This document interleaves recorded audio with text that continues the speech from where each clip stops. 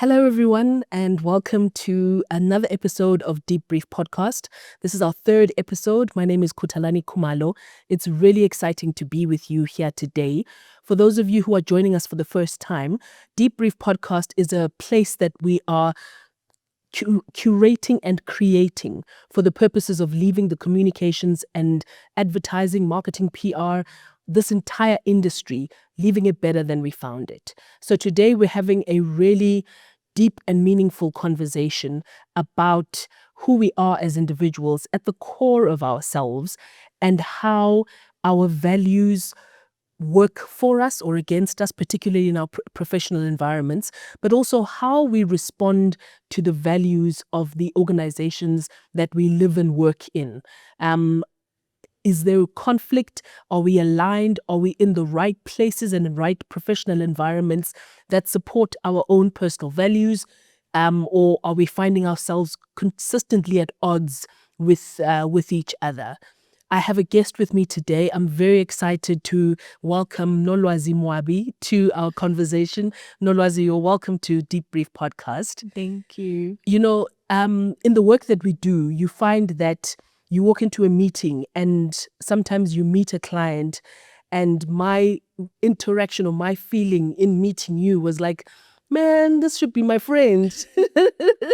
So I really appreciate that even in the work that we were able to do, myself as a consultant to you in your role, we were able to establish a friendship and work with each other and kind of, create this environment of sisterhood, Yes. of support. So I'm really very excited to have you with us. Thank you. Thank you so much. It's a pleasure. It's a pleasure. I actually just want to add to what she's saying. You used the word sisterhood, and that's the first thing that came to my mind. That you're a sister to me, and sometimes in our space it can get lonely when the work gets really hard, and you would need a shoulder to confide and to cry on a bit, Yeah. and you really provided that for me. So Oh, I thank you. appreciate. And congratulations on this podcast. Thank you so much. Thank you. I really I'm honored that you have been able to give us the time for us to have this conversation. Just for those who have not met you, Nolwazi. Nolwazi is the Director of Communications, Marketing and Events within the Department of Institutional Advancement at the University of South Africa.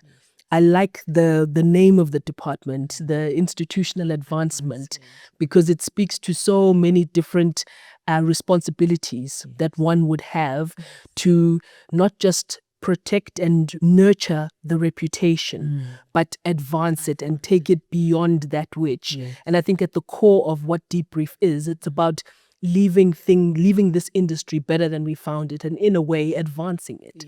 So I think it's a mutual alignment. Oh, absolutely. Cool. Absolutely. Thank you. So in this conversation that we're having, the root of it came about when UNISA itself was undergoing a brand values roadshow.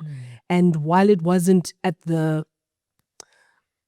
top of mind at the time, I think it's allowing, the grace and the space for us to be able to have this conversation. Yes. So even before we get too far into identifying organizational values, identifying the fit, let's start right at the basis or the basics, where we're saying, what do we as individuals need to know about ourselves before we start putting ourselves into professional environments as pertains to our values and who we are?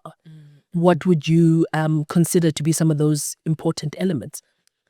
I think it's such a deep question, Kutalani. One of the things that we don't do as individuals is to introspect. I remember in my early varsity days, my mentor said to me, Nolwazi, you need to read. Read as much as possible. What reading is going to do is it's going to allow you to have a reservoir of information and knowledge, such that when it's time to make decisions, you'll be able to make the right decisions, but you'll also be able to make them quick. Okay. So during that time, I came across a book by John Maxwell. Now the title, I can't remember the title, but but it'll anyway, come to you. it was a book by John Maxwell, and in one of the chapters, he was talking about values, and at the time, he stressed about the importance of what values do when it comes to decision making. So when you know that integrity is a value, when you know that kindness is a value, when your values are defined, then it makes it easier for you to be able to make decisions. Then you would know, this is not for me. That's not for me, because I know what my values are. And I think a lot of people don't actually give themselves time to think about what their values are and to define those. Yeah. And when it comes to the workplace, at times you might find that, because values are also very central to an institution's culture. So you might find that this is such a great organization, but I don't think it's really for me. I can see A, B, C, or so and so are really thriving in this space, but it's not for me. And if you don't know what your values are, you won't be able to interrogate that and actually even have the boldness or courage to say, I think I'm going to leave, because by me not being aligned to the space, it's actually stressful. It's actually difficult for me to be able to express myself and really do the work to the best of my ability within that space. I think one of the things that people might get caught up in is the fact that as we grow in organizations, as we grow as professionals with titles and, various qualifications, we embody those titles as a persona, as a personality. But if we were to strip away the, head of this or CEO or any of those, and you're left just with the core of who you are, what are you left with? Yeah. Yes. Who is that person? Is that person. That is so true. My former boss, Professor Helisi Ngambi, she was the executive dean in the College of Economic and Management Sciences at UNISA years back, and also the CEO of the UNISA Graduate School of Business Leadership. So she wrote a book about rare values. Okay. And she speaks to exactly what you're saying, that once you have stripped all of these titles, what's the core, that remains. And the thing is, with values, your values are your values. You can't say, this is my value today, integrity is my value today, and tomorrow it's not. It ought to be a compass that basically guides you, throughout your life. So I do resonate with what you sharing. Yes. If we were to take away the titles and the qualifications, what values do you remain with, that you proudly say, I stand here knowing that I am 1, I am 2, I am 3? Okay. I'm going to take you back to a moment in my life, and then I'll come back and answer your question properly. When I was in primary school, our principal, I was in Mamelodi. I grew up in Mamelodi. So the principal came into class. I think I was in standard 3. I don't know. I can't remember standard 3 now, or it's grade 5. So at the time in the school that I went to, you had to clean your own classroom, sweep it afterwards, and make sure that the yard and everything was clean for teaching and learning. So the principal came into the class, and she said, "My goodness, this classroom is filthy. If I come back tomorrow morning and I find this classroom in this state, me." And knowing that I'm really afraid of the belt. Punishment 101. So I kept on begging as we were leaving. Everybody was like, yeah, tomorrow I'm going to come and I'm going to put a book, on my band so that when they hit me, I will feel anything. And I tried to grab everyone to say, no, please, let's sweep the class. Otherwise, they're going to hit all of us tomorrow. Everybody left and I was left by myself. And I swept that entire classroom. And I made sure that it was orderly. And I think that speaks to a kind of value. I think it speaks to, to kindness, and which has been really a basis, throughout my career. I think even throughout my leadership as well. The other thing about values is that you get to adopt them as you grow and as you learn and are exposed to other things. When I started working at the University of Pretoria, there was a word that the Tanis there in administration used when I was working as a student assistant. That word was deeglik. You have to be thorough. So entwined with deeglik is excellence. Okay. And being able to see what excellence looks like in the work that is produced. It gives you a sense of accomplishment and a sense of recognition as well. But I loved it. So excellence then became another value. Okay. And coming from a church background, integrity, without a doubt, is one of my core values. So I would say those three are the 3-pot or 3-foot set of values that are really foundational in my life. And of course, the others, they build onto that. I resonate quite a lot with the story that you're saying of you being the only child left. I think the neurodivergent part of my brain wants to go to that and say, what were you feeling in the moment? Were you sweeping joyfully? Were you tearful? Were you afraid? What was the moment? What was the emotion in that moment? Maybe I can't really recall or articulate it now, but all I knew was that tomorrow I didn't want anybody to hit me. So I didn't want to feel the pain that was going to be as a result of the inaction today. Yes. So maybe there was, I guess, an element of fear in that, of kusabi bandage, or indugu from the principal. Yeah. But I think it motivated you into action. It motivated and into action. You took control of the situation. That but I'm sorting myself out, and now. I'm going to benefit, and while everybody else is going to benefit. Yes, as a result. Yeah. Whether they said thank you or not, but I'll say thank you to you for that action. As late as the thank you might come. But I think it speaks of the opportunity. We are parents, we have children who are of a similar age. And as they're getting to a point of choosing subjects that would determine what, tertiary qualifications they might go to, are our children ready? And I speak of our children, but in general, are children clear on what their values are?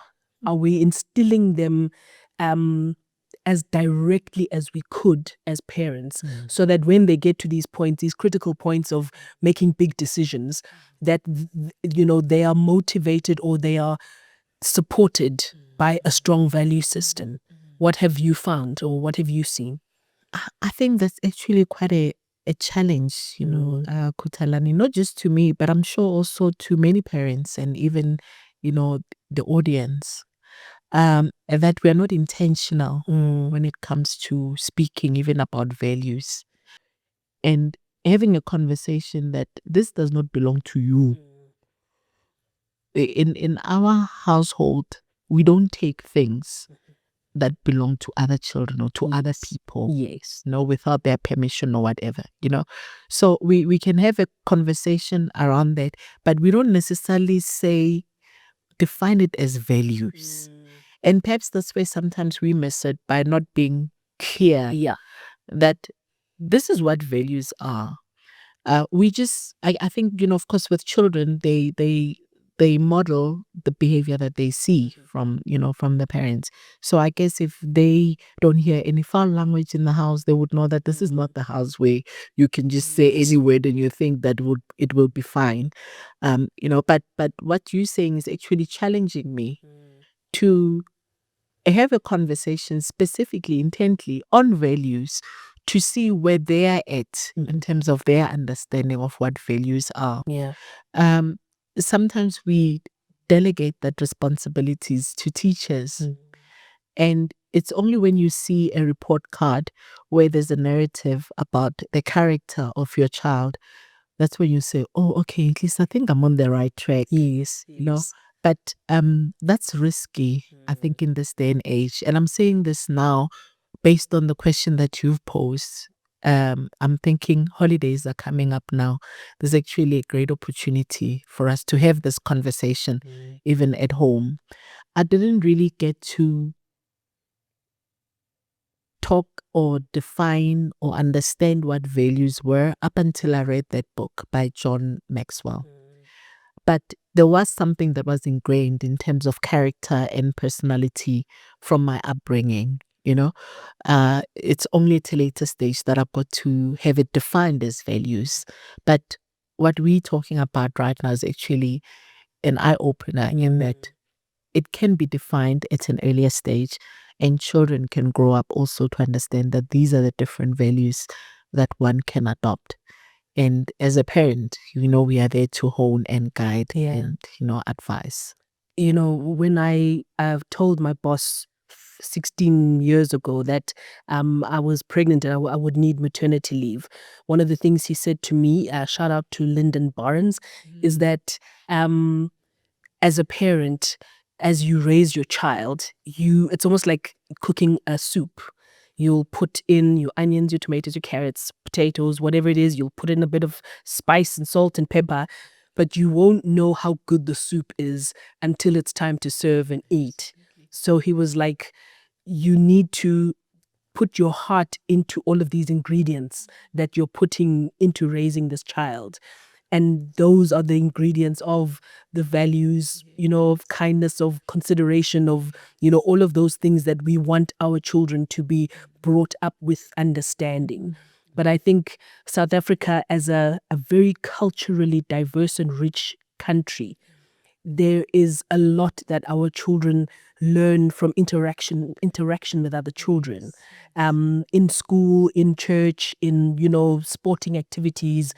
And that also pours and adds into the soup that we're cooking, That is so true. I like that analogy.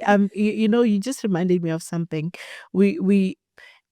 I'm thinking about my eldest son. Yes. Exactly. Just speaking to your point, thinking about my eldest son. Our house is one where all his friends would just gather, and gather, and we were fine with it. I think about 2 years ago, we saw that he was not hanging out with a particular group of kids anymore. And we're like, but I mean, these are your friends. What happened? And he said, no, mommy. In class, they are rude to teachers. Whenever we talk, they start using foul language. So now, they are there. We play soccer together, but they are not in my inner circle anymore. I actually now hang out with so and so and so and so because we go to youth together. And to think that that's a decision that he made by himself. I think the soup is good. Soup is good, so still a lot of work, but I appreciate that analogy. And it's wonderful to see these young people find themselves, find their voices, and grow into amazing young people, and to be able to be, contributors to that. I appreciate them, that moment, that vulnerability, because I think we can't divorce ourselves from our role as parents, even in our professional environments, because what you find sometimes is that we mother those around us. We pour into them, and and those same values find expression in the offices and buildings that we occupy. And we ourselves are also mothered and fathered by different people in a similar fashion. That is so true. And to actually use that term mother, I remember I had an incident once at work, and the union came in. And one of the things that guy said, in the meeting, was that you are our mother. The way he said it, and I'm thinking, yeah, adults. Yeah, how can I be a mother to? But it's how he said it, and it actually took me back, just again to another point of reflection, with regards to leadership, with regards to being considerate and caring, and really understanding, where people are coming from, and being able to care, when that is needed. And yeah, but I think at that time I had an issue with the use of that word mother, which of course I've since come to embrace, because that's also the language that we use generally, at work as well, even with our principal. Consider her our mother. Yes. So going back then into that work environment, particularly where you might have juniors who haven't had the opportunity to kind of align themselves from a values perspective. And I mean, even beyond that, the unemployment rate in this country is diabolical. And is it a luxury to then say to young people, as you're looking for work, have your values in mind and look for an organization that matches your values, when this is literally bread and butter stuff? That's a tough one, because you always think of, I think sometimes you can, what you're sharing now is actually making me realize that some of these decisions, we're making them from a place of comfort and not from a place of desperation.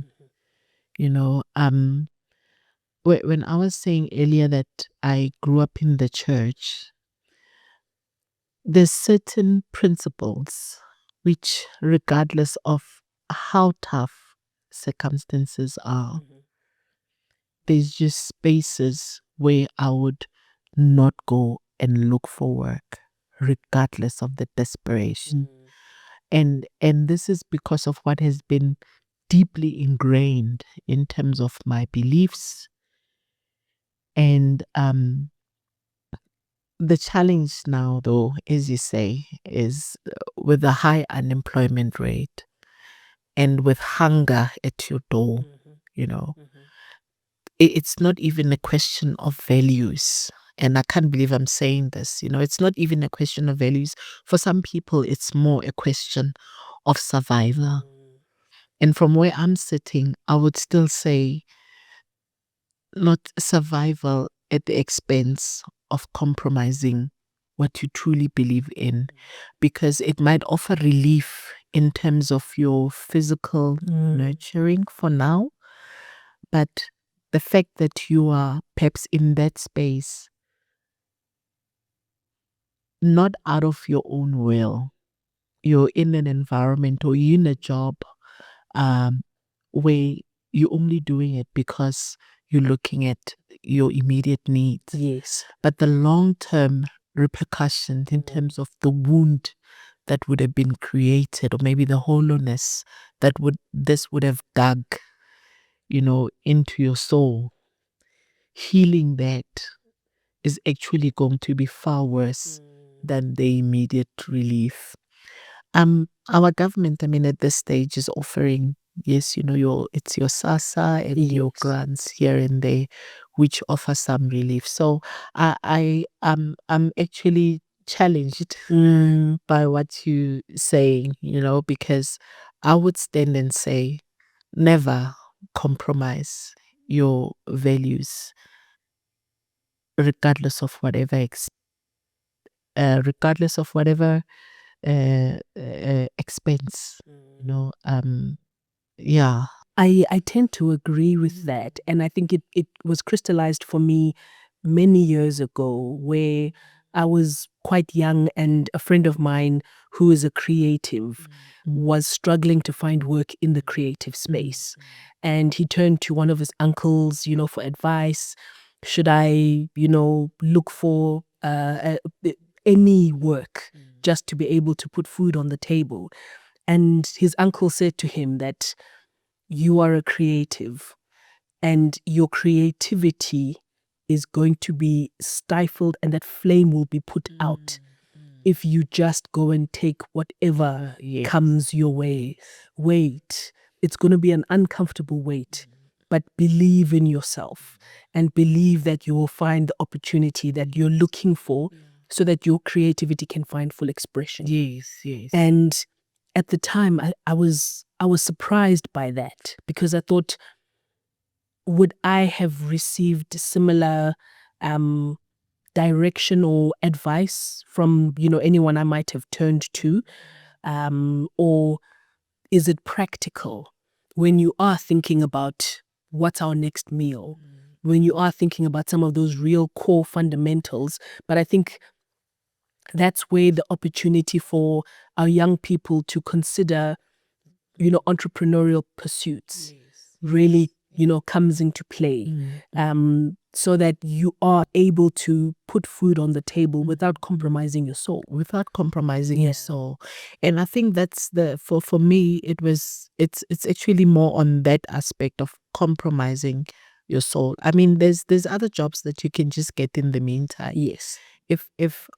If I think about how my career started, my first job was at cash converters of these students, and I just walked in and I said, I'm looking for a job, and they gave me one on the spot, But I was there for 3 weeks, and I knew that I didn't want to be in retail, but it just served the purpose of discipline, of being on time, and of learning what it means to come to work. Yeah. So there wasn't really any maybe intent on understanding what values the organization, but it served the purpose. But it didn't erode anything in my being. Yes.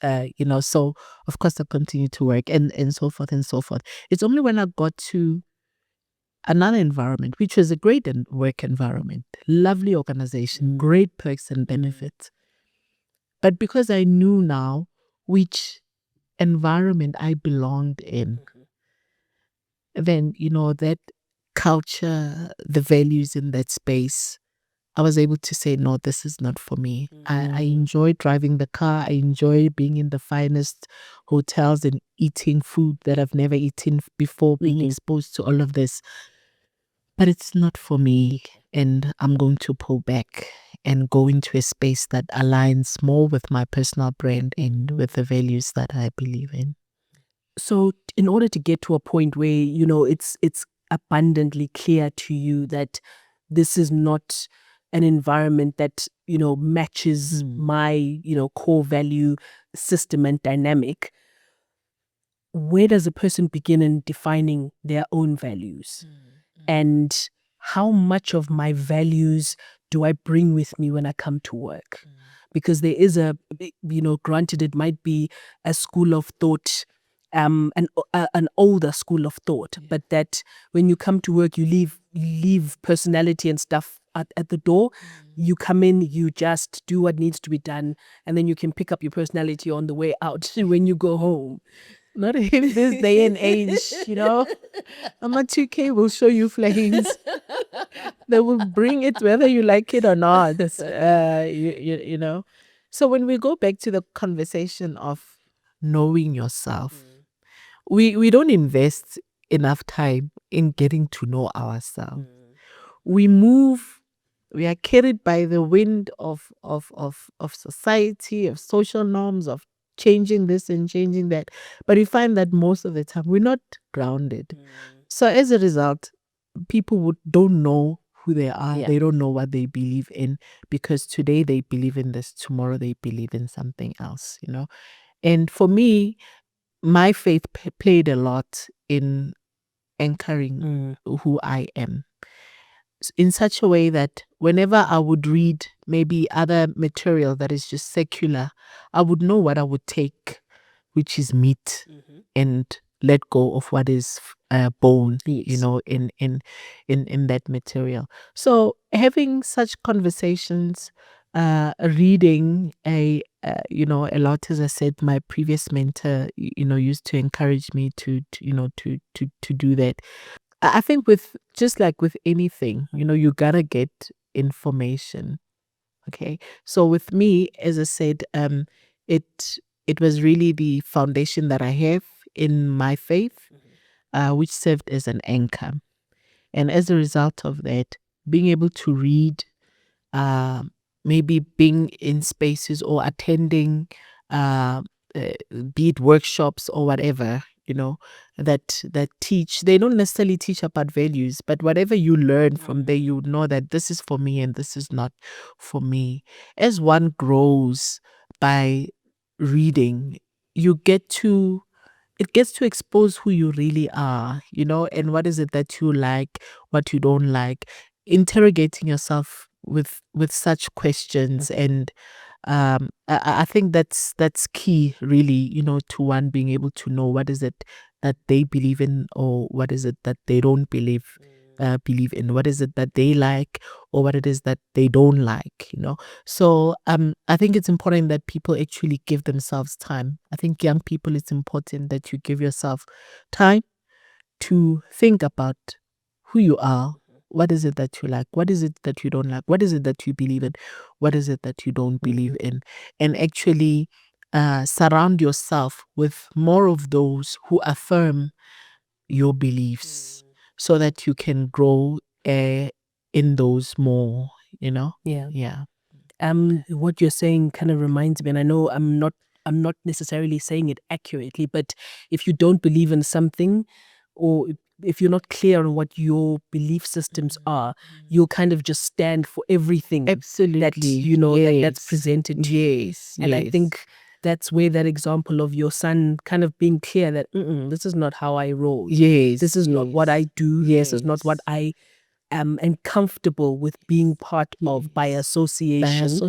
I'm going to exclude myself and find my tribe. Yes. Yeah. That's true. Yeah. There's a guy, just you mentioning association, I think Upanzai, many years ago, because I used to attend a lot of these youth things, and we learned a lot in those spaces. And he said, there's a scripture that speaks about, he who associates with the wise shall himself become wise, and the companion of fools will be destroyed. And he said, show me your associations and I will show you your future.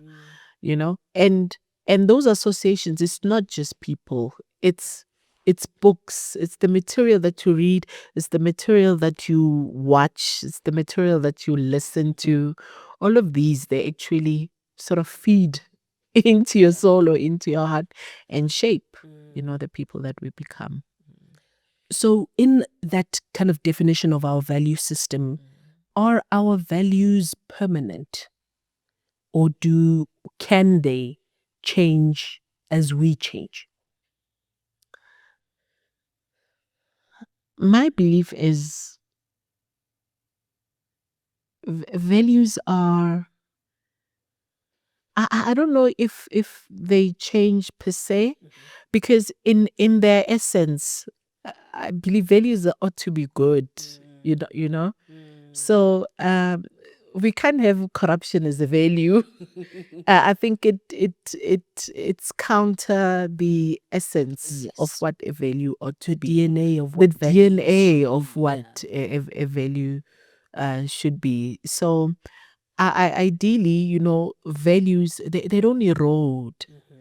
Y- you build on values. Earlier when we started, you mentioned courage. And I actually thought, oh my, that's a value that I need to intentionally embrace at this stage of my life. While I have integrity, which will be there, while I have kindness, while I have excellence, let me build on these with many others. And courage, me being here with what I shared with you, allowing myself to be exposed to other spaces and other environments and other platforms, is a value that I need to adopt intentionally, and that is courage, you know. So I don't think you grow and let go of others. I think you grow and adopt more values as you evolve. Maybe you might not see it in practice all the time in your spaces, you know. If I think about some of the decisions that we need to make in the workplace, while I may still be a kind person, there's still a firmness that needs to be there when it comes to decision or executing discipline and. Yes. You know. So no, I don't think they change. I think we adopt and we use perhaps less at times based on what is needed at the time. Yeah. So looking then at the various, environments that we work in, I think it can be true that two people in the same organization, same leaders, same, environment, those two people can have two very different experiences of an organization. To what extent do our values, our personal values, influence how we experience the spaces that we work in? So most organizations, have got, yes, their vision and they have their mission, and they also have a set of values. Yes. And what those set of values say are that if you have your own particular value that is not listed amongst these, and you have your set of values that are not listed amongst these, as an organization, these are the values that we aspire. These are the values that we believe corporately are going to help us build a culture of what we want to achieve where our mission and our vision is concerned. So yes, at times you'd find that we all come with our different values. I think maybe an example would be, let's say, excellence. I think for some people, no, my work is done, man. Whether it's sitting like this. I mean, you said you wanted me to put this book on the table. I've put it there. But another one will say, no, but the camera is facing this way. Let's actually put it this way. And I think the lighting would show the DeepBrief there. So they've got a particular value, around excellence. What is the other one? No, it's neither here nor there. As long as the book is on the table, I'm not prepared to do or to go an extra mile. So, which is why the conversation, even in organizations, is important around saying to the one who just placed the book anyhow, to say, when it comes to your performance, if you want a 4 means you would have to take this extra step further. A 4 is your consistency when it comes to, excellence. So yes, we all come with different values, but when we come into an organization, we are guided by the set of values that, the organization is promoting or is encouraging us to live by.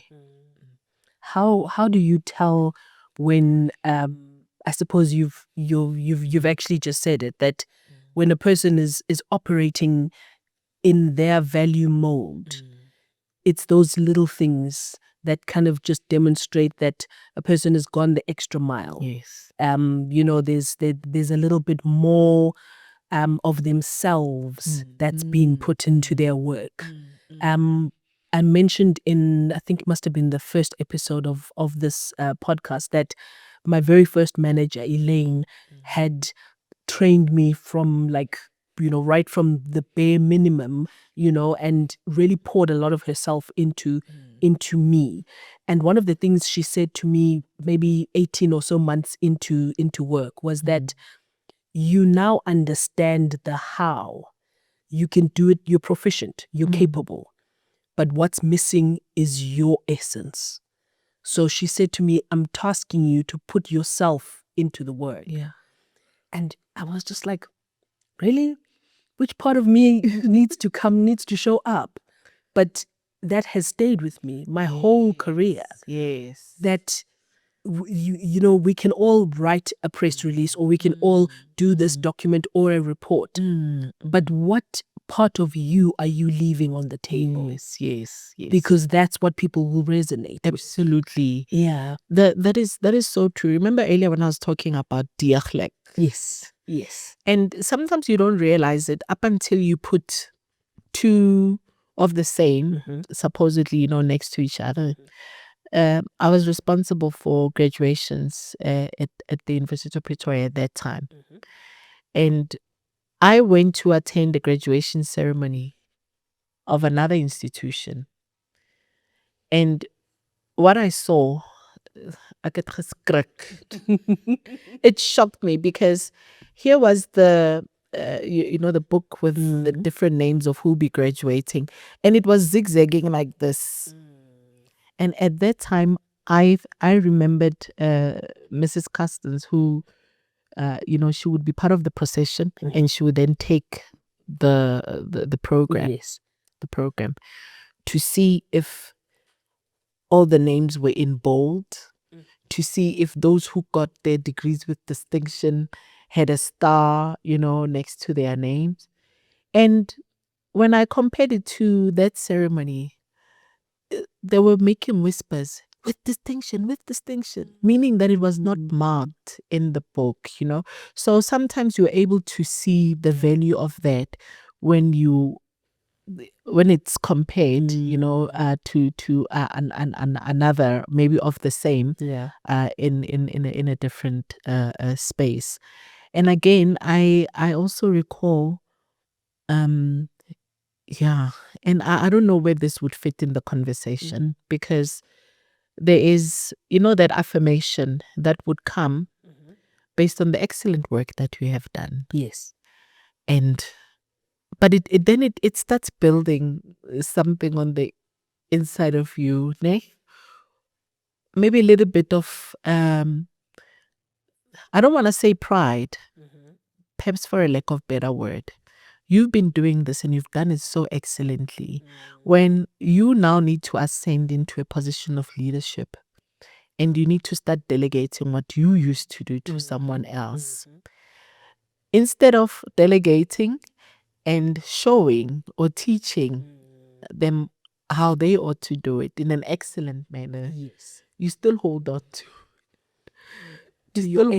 to your you understand. And that on its own has and that's why I was saying I don't know where this fits in the conversation, but that on its own it can be a challenge where you have this value, and because you've been affirmed so much that you've done really well, you forget now to transfer it, because you believe that you're the only one who can do this, and at times, as leaders, we need to check ourselves. I think it definitely lives within the conversation, because it's a value, or a perspective around how you are leaving the spaces that you've previously occupied. And is it about you being better, or is it about the environment being better? And what your contribution is to that. Because if you take every bit of goodness with you when you move on, what have you sown? What remains? That's an imprint of your presence, of your work, of your ethic. There must be something good that you've sown and left behind. Absolutely. Absolutely. I mean, you don't want to be the type of leader who, when they move, everything collapses. There will eventually be a terrible legacy, to leave. Absolutely. So as communicators, I think we find ourselves often as the people who are either drafting what the organizational values might be, if it's call it like a repositioning exercise, or we are called on to implement through various campaigns, through various tools and comms tactics, how the values of the organization must be entrenched in our work and must be carried through from a day to day.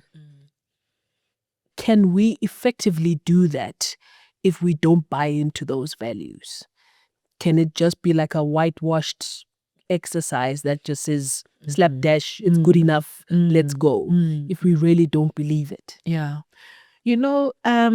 Because it's such an internal work that is required.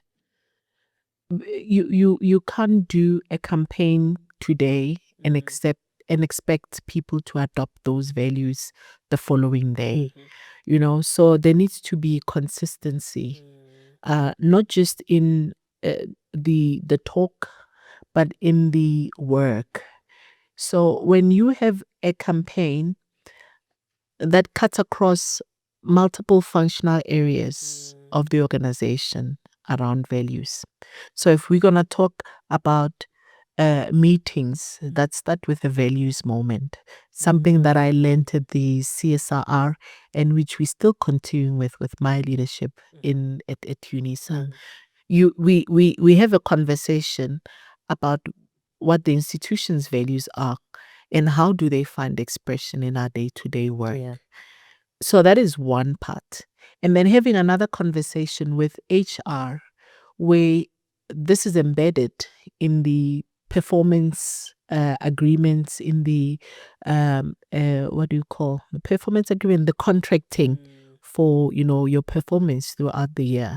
That where do these values find expression? So when you see this in different functional areas within the organization, then it starts bringing values to the fore, because then they form part of the conversation from a leadership perspective.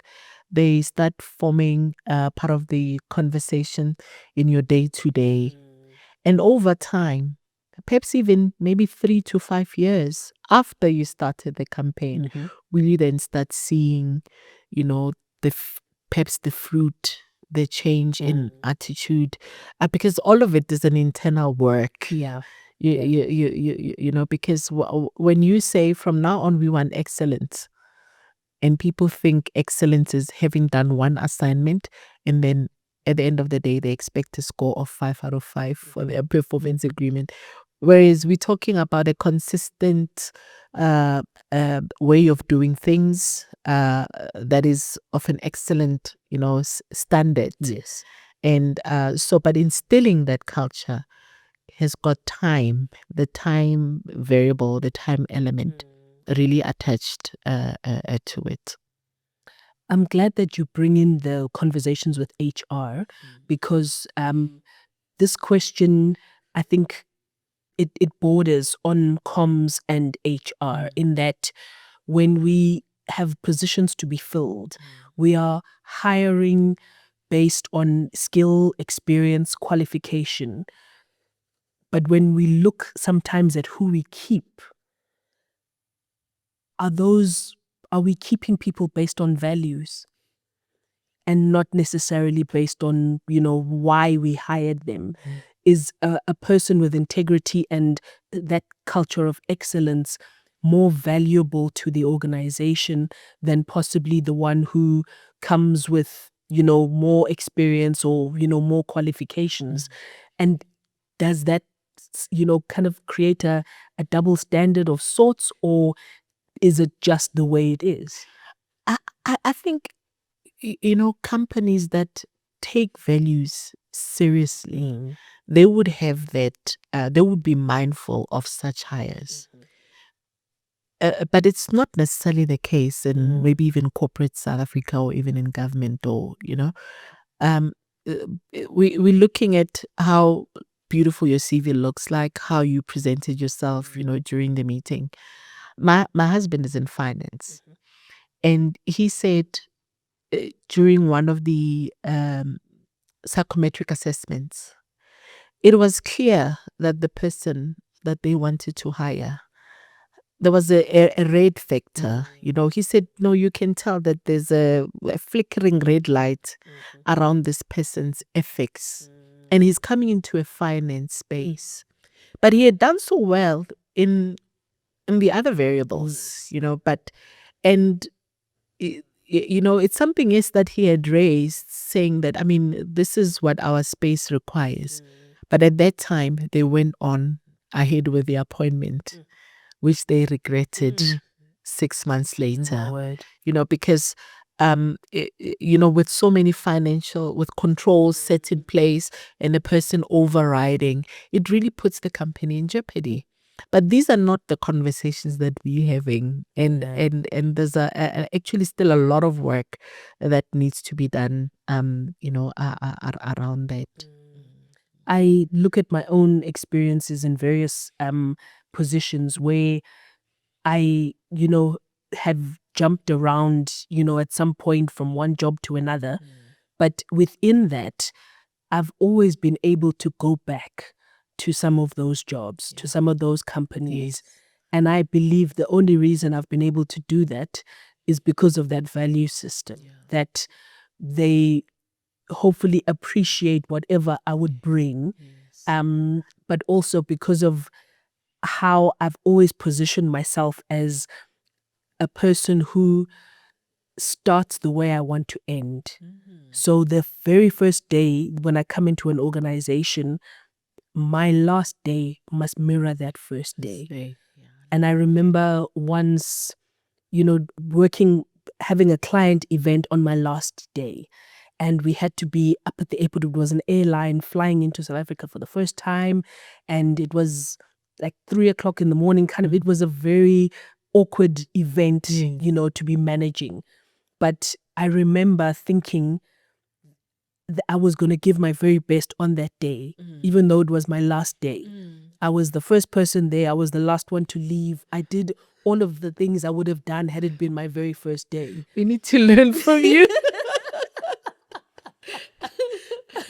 And I was able to go back to that, to that company after I had, gone and looked at other places, and still kind of pick up from that and keep it moving. Yeah. So I think values served me in that way. Yeah. And that is so honorable, because I'm thinking when you're leaving a company, of course, you've made relationships there. It's not necessarily that you're leaving on a sour note. Yes, yeah. But I'm just thinking this speaks to the kind of person that you are, to have your last day and still, give it your all. That's really honorable. Thank you. Really Thank honorable. You. Yeah. I'm thinking about UNISA now.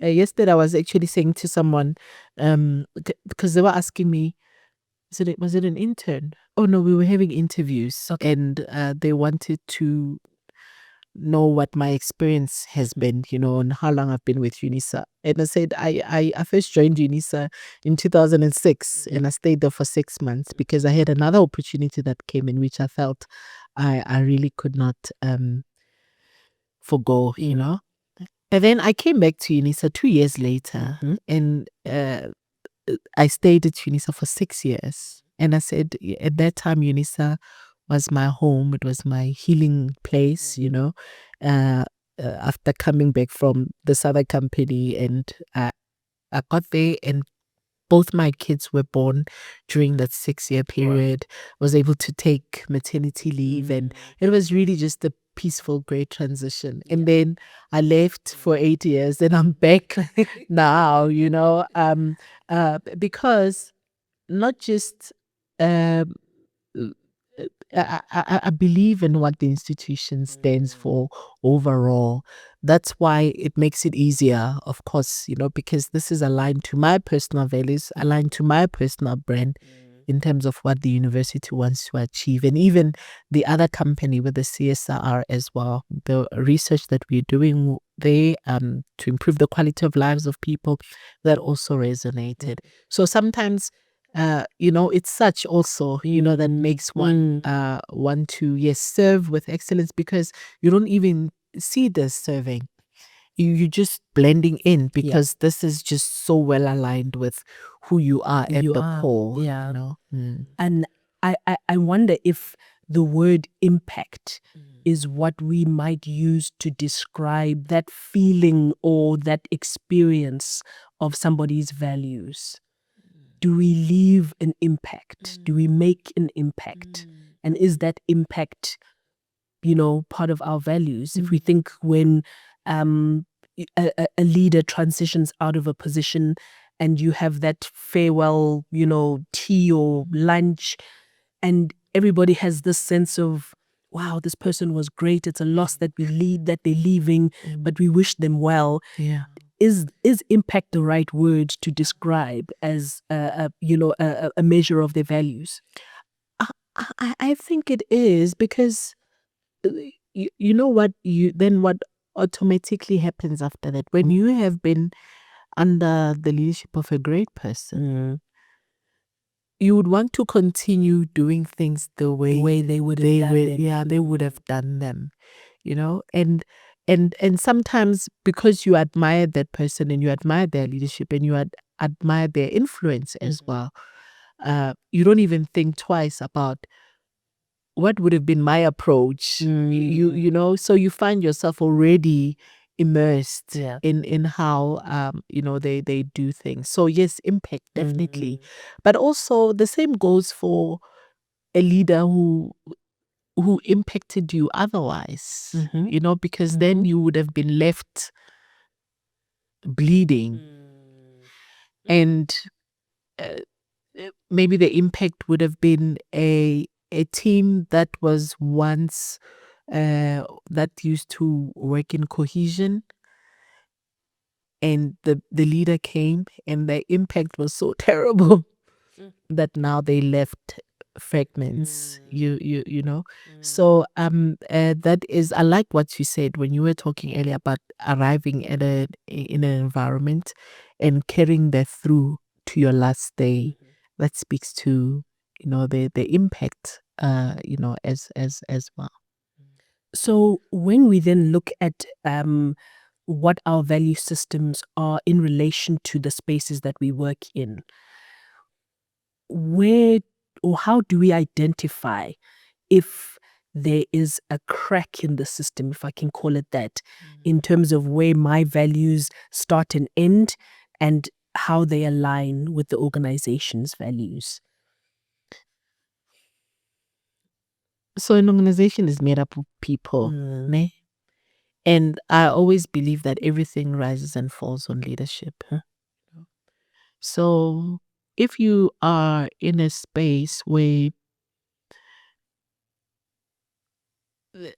perhaps there's particular processes, that need to be followed in terms of doing work, and there's a loophole, and you're encouraged to use the loophole, to get the results. There's a bit of, at times you can say a bit of uneasiness, which it maybe it's also almost like a voice in your conscience that if, as you keep on pursuing this route, it can also be seared over, to a point where you actually believe this is the right process. But whereas this was the loophole, it wasn't the predetermined. And if you are in a space where that loophole is used and it's also encouraged from many other sectors, it really drowns the voice and or even the volume of what would have been the right approach. So leadership is very important, and as vanguards and those who uphold the right governance, in different spaces, because our values are still entrenched in those systems. If I don't act on that still small voice that's telling me that this is not right, and as you say, the more things are done in a certain way, it can dim your own, it can dim or reduce the volume of your own inner voice. What are the risks of a person staying in that state of unalignment or disalignment for a longer period of time than they should? I mean, at times you don't really realize with most things, I mean, it's just like a seed. When you sow it today, you'll only see its fruit maybe months later or years later. And I think sometimes by taking these small actions, it's only much later that you realize that actually my pattern of thinking is now twisted. you know, because I am not coming back to checking the manual. You know, so it erodes. There's something that gets eroded. And when you as a leader perpetuate that, there are those who follow you who are gonna see the same thing done and see it as acceptable. And then there's a generation of others who then going to continue doing that. Then in the end, it's all blurred, you know. And at times, you might find that it's not necessarily wrong, you know, but there's another process that was set in place because in the end, it's going to contribute to maybe better outcomes in terms of this and that, you know, institution wide. So, and really those are not the conversations that I think that we're having. You know, sometimes at work, you just come in and you're looking at output. Yeah. You're looking at output and that's all you want to do. And there can be risks, you know, in that. There's a particular culture that we want to build, but our actions are actually building a culture that is contrary to the one that we desire. Is there a point where a person can cross the line between making sacrifices for their career or sacrificing themselves for their career? We give of ourselves, we'll come in early, you know, to get things done. We'll, you know, work on weekends. We'll make those personal sacrifices because we understand things need to get done. But at what point do I start sacrificing myself? You know? Hey, ukhuluma nami yo. You know, I remember in my previous job, yeah. So with excellence, taking it, and I'm saying overboard, not necessarily because that's how it was defined. Maybe that's how I understood it, or maybe that's what colleagues said, but it's not necessarily what it was. You know, somebody said to me, "You do the right thing. You do the thing right the first time around." Okay. Ne? And when they said it, it left such an imprint. I didn't realize its impact because then it meant I came in before everybody else. I left after everyone else. I came in on Saturdays and I came in on Sundays. Yes, I got to perfect my work and it was praised in various meetings and committees and platforms, but it was at the expense of my health. My BP medication doubled at that time. And I started getting, because I was tapping a lot.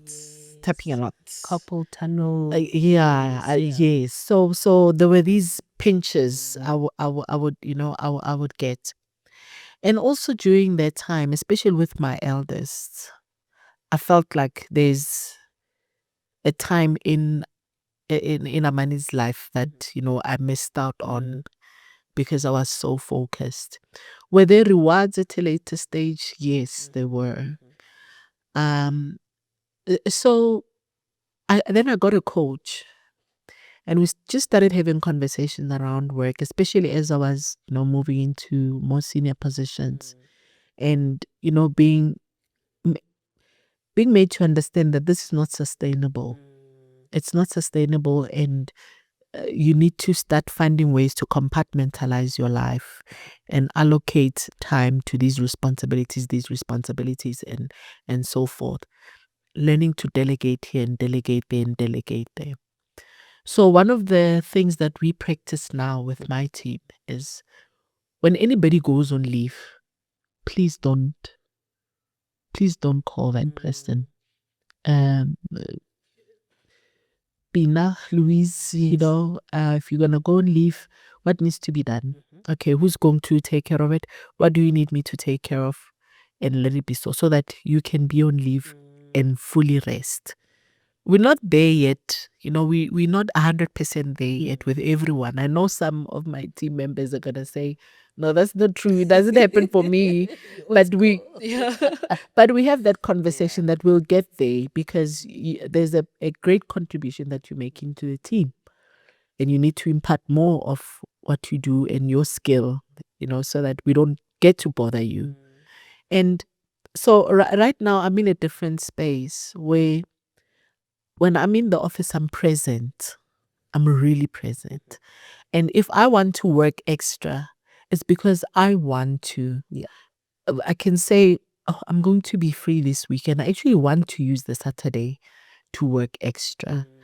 But I'm being intentional now. I'm not there yet. I'm not getting it 100%, but I'm definitely not where I was, 5 years ago in terms of their thinking, because I associated a lot of that investment with being excellent.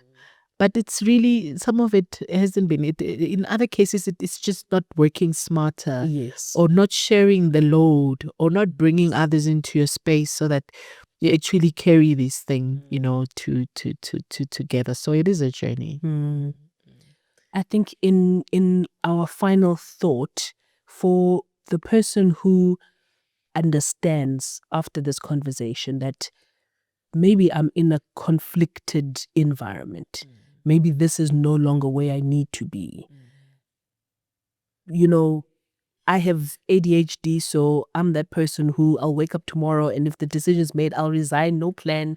I'll jump feet first into it because I'm chasing dopamine. But I now know that not everybody operates like that.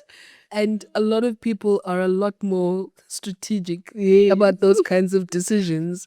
So how does a person survive in that threshold or that window where it's time to leave, but you're still setting things up to be able to make that decision? Yeah. How do you keep surviving in that difficult environment? I'm just thinking about what you said about ADSD. Now, when it's time, it's time. Yeah. We must go. The one time in my life where I made that decision, and my husband also made the same, by the way, we had just gotten married, and I was like, man, this company is toxic. The boss is toxic. Nyaham. And I resigned without anything, and because at that time I felt that the stress that I was under in the workplace was so much more. And I feel like the stress that I'm going to be under by not having a job would still be better, than the workplace. But I didn't have many responsibilities, So right now, it would not be wise. Yeah, I would say, because then of course you count all these other responsibilities that that one has. But during that time, I think it's important to surround yourself with people who will help you mentally. You need a support structure while you are looking for, even if it's not the next best thing, but a place that will enable you to transition, because you can easily go into a dip, if you just leave without any plan. Yeah. And you mentioned earlier that youth unemployment is diabolical in this country, so going into a space where you now need to compete again to get into the pool for working.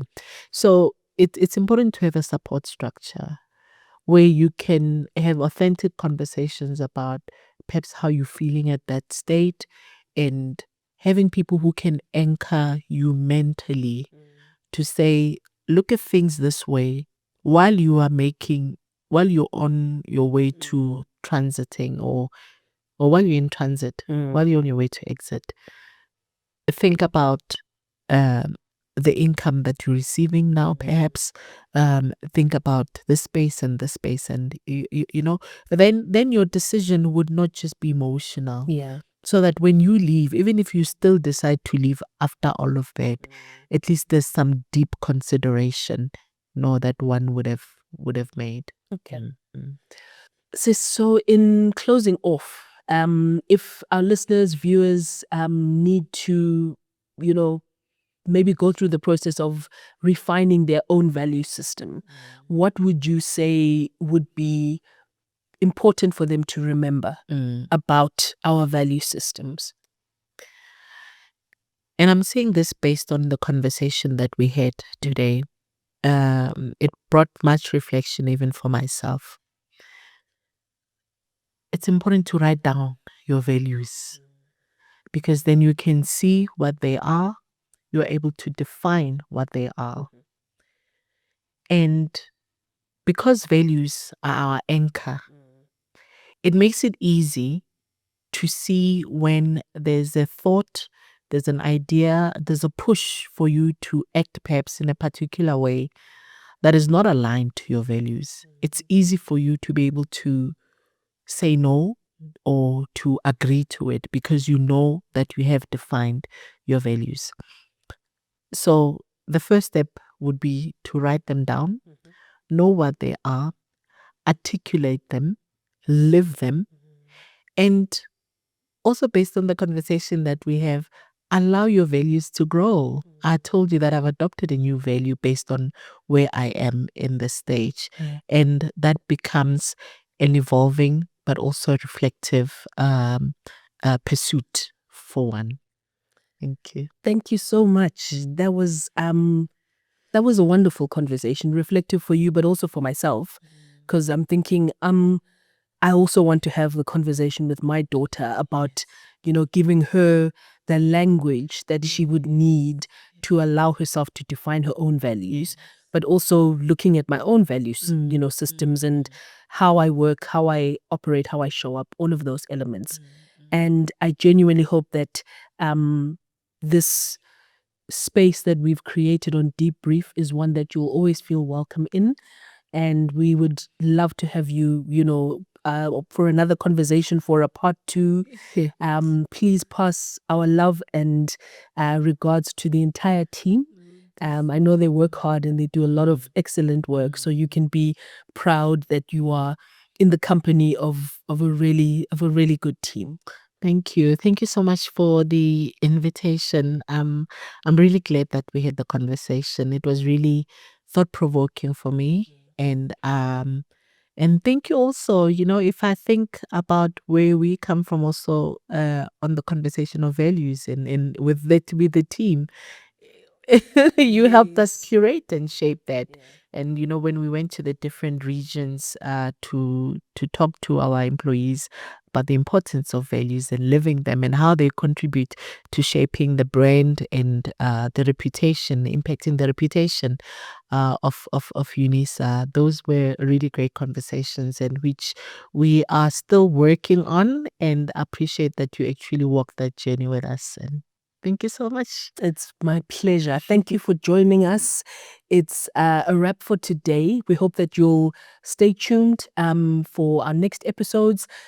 I think I can start getting into the like, share, subscribe conversation now.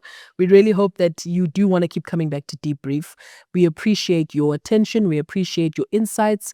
Email us if you want to be on DeepBrief, if you'd like to get one of your clients or a project that you're working on. The email is deepbrief@kutalani.net. We welcome your insights, we welcome your participation, and we really want to, as I've said ad nauseum, leave this industry better than we found it. Thank you so much.